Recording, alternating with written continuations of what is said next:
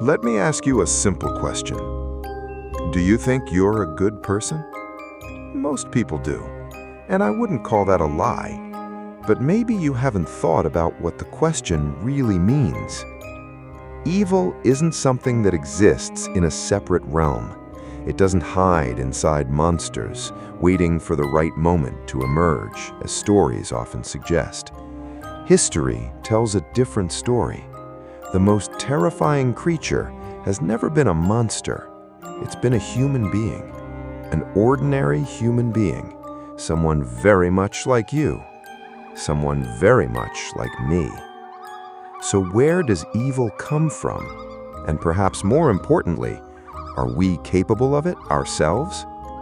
Today, you may find an answer, but the answer might be far more unsettling than you expect, because the truth about evil is not extraordinary. It's ordinary, and that's precisely what makes it frightening. Human beings have a remarkable talent. We almost always see ourselves as justified. We judge others by their actions, but ourselves by our intentions. We can explain away almost anything we've done. The times we've hurt people, the moments we stayed silent, the occasions when we knew better but chose convenience instead. Ask yourself honestly, have you ever betrayed someone's trust, ignored someone who needed help, allowed something wrong to happen because it wasn't your problem? Most of us have, yet we rarely think of ourselves as bad people, because there's always a reason. The circumstances were complicated. There was no other option. Everyone else was doing the same thing. I was only doing my job. And perhaps that's the most dangerous thing about evil. Not that it disguises itself as evil, but that it often disguises itself as reason, as duty, as normality, as something entirely ordinary. In 1961, philosopher Hannah Arendt traveled to Jerusalem to witness the trial of Adolf Eichmann. Eichmann was one of the key figures responsible for organizing the transportation of millions of Jews to Nazi concentration camps during the Holocaust. Arendt expected to see a monster, a man consumed by hatred, a face that reflected pure cruelty. Instead, she found something she couldn't stop thinking about: an ordinary man, a bureaucrat, a man who insisted he had no personal hatred toward Jews, a man who repeatedly claimed that he was simply following orders, doing his job, serving his country. And that realization disturbed her far more than a monster ever could, because monsters are easy to recognize. Ordinary people are not. From this observation emerged one of the most controversial ideas in modern philosophy: the banality of evil. Arendt argued that great evil is not always committed by fanatics or psychopaths.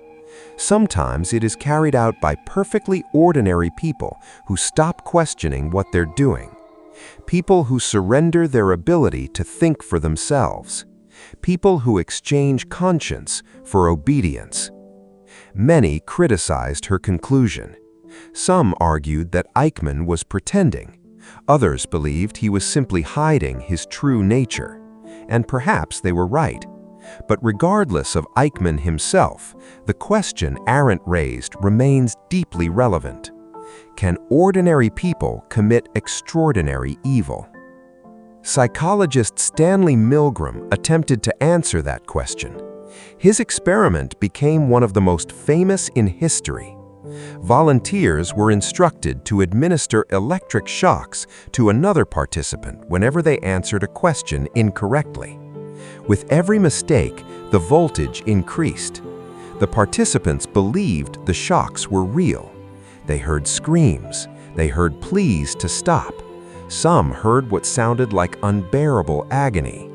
Yet when an authority figure in a lab coat told them to continue, most did.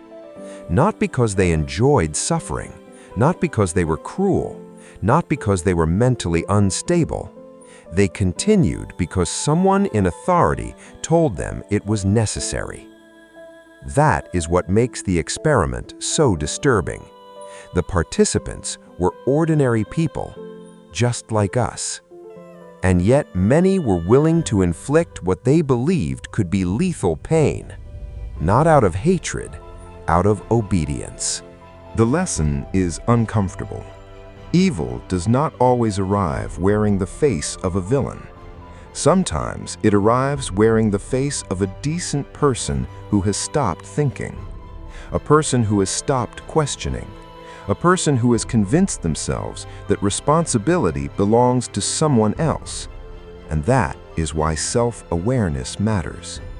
Because the people most vulnerable to evil are often those who believe they are incapable of it. The moment you become certain of your own moral perfection, you stop examining yourself. And when self-examination ends, blind obedience begins. The goal is not to become obsessed with your flaws. The goal is to see them clearly, honestly, without excuses, without self-deception. Because the person who can face their own darkness is far less likely to be controlled by it. Look closely enough at yourself and you'll begin to see the hidden motivations that drive human behavior. The hunger for status, the desire for recognition, the need to belong, the fear of rejection, the countless masks people wear to hide what they don't want others to see. And you'll realize something strange. Those masks exist because we're all afraid of being seen as we truly are, imperfect, conflicted, human, including me, including you. Perhaps true freedom begins the moment we stop pretending otherwise. Not because we become good, not because we become bad, but because for the first time we become honest. And honesty is where real understanding begins. Not understanding others, understanding yourself. And that may be the most important journey a human being can take.